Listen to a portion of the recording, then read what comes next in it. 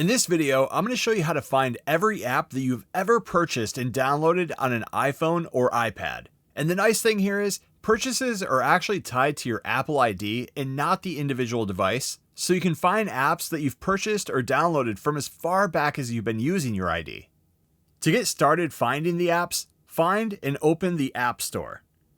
Inside of here, from any page, you'll see your Apple ID profile here on the top right.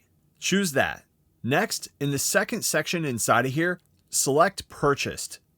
If you're on a family plan and you have multiple people in your group, you'll see everyone's profile here. So you can see what everyone else in your family group has downloaded, but for now, select My Purchases here at the top.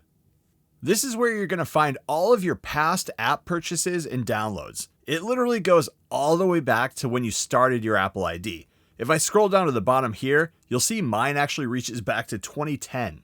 Starting on the All tab here at the top, this is everything that's connected to your Apple ID, whether it's still on your iPhone, a past purchase, or if it's even an app that's no longer available. If it's still on your device like IMDb here, you'll see Open.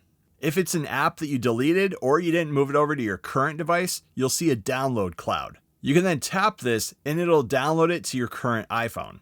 If you see the download icon is grayed out like this here, that actually means the app is no longer on the App Store or available.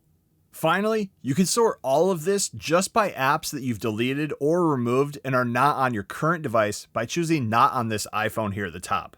You can then search and then re-download the app that you're looking for. And a quick last tip, you can hide any apps from appearing inside of here by swiping over on an app and then choosing Hide. It'll then remove it from the list inside of here.